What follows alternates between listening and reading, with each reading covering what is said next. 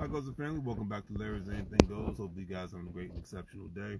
Look rough as hell, but just got back from the gym, so it's all good in the neighborhood. Okay, so I put another thing out there that I saw on Facebook today, and it was in regards to um, a man offers a proposal to his significant other, and instead of having a ring, he proposes that he gives a receipt that he paid her student loan debts in full, 70 grand.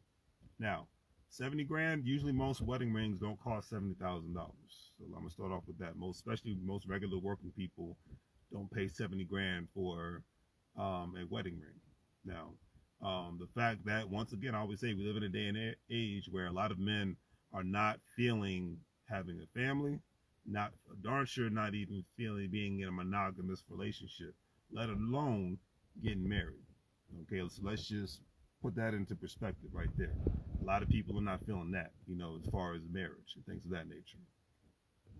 So if a man says, hey, I want to marry you, but I want to make sure that my woman's taken care of from a financial standpoint, because I'm of the old school mindset, there should not be a lot of romance without the finance. As a youngster, I didn't understand that concept. As a grown man, I definitely do. Because if you're going to be a couple, especially in 2024 moving forward, you got to be a power couple.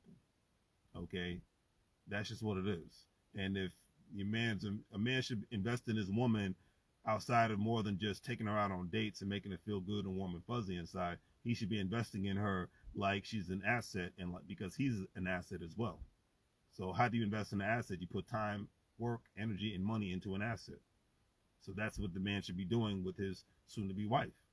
He's like, hey, you don't have this burden anymore, so this is more important to me than getting a wedding ring for you. I can get that for you later down the road. But the fact that you don't have this burden anymore, you're in a position now where you can save a lot more money, you can pay off other debts, and you are in a position to where you're in a position to where you can actually, and my phone's going off because more people are responding to this message, but you are in a position to where you can save more money and invest more money in other things and pay off other debts. In today's society, that means more than anything else from an economic standpoint, because we are, like I said, for the last 20 years, people have been moving to the South, specifically Texas, Georgia, Carolinas, and Florida, to get away from the high cost of living in California, New York, and other parts of the country. Even where I'm from, the DMV area.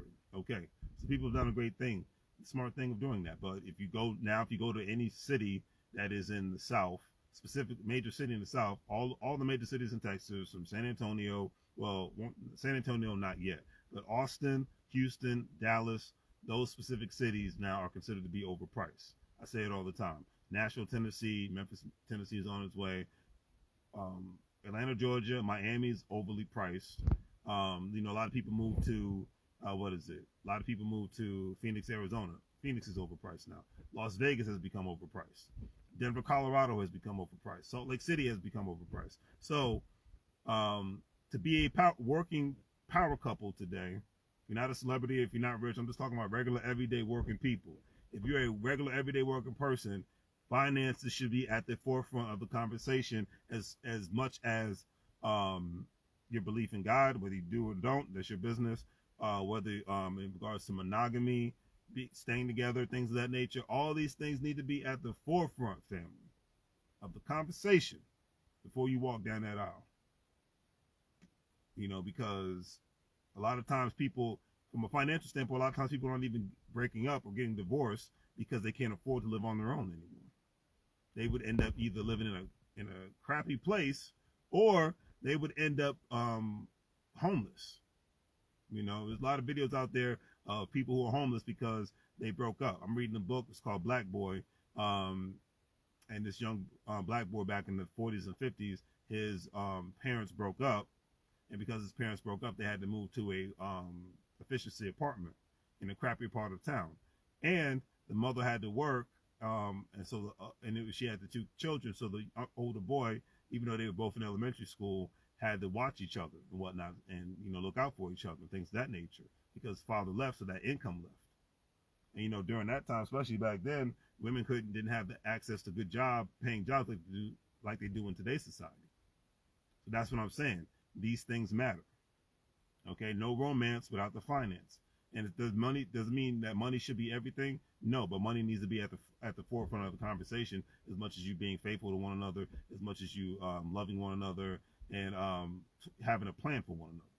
Money should be at the forefront of that specific conversation. That's all I got to say. And the options was options were, I'm not going to say by alphabetical, but basically was she smart, ungrateful, because she says, well, I need the thank you for the paying my student loan debt, but I'm still going to need a ring in order for me to accept your proposal. So the options was she smart, grateful, dumb. I forgot the last one. Smart, grateful, dumb. Smart, ungrateful, dumb, and silly. You know, or basically it was like intelligent, right? Was she right, smart, dumb, or ungrateful? Most people have chose that she was ungrateful and she was dumb.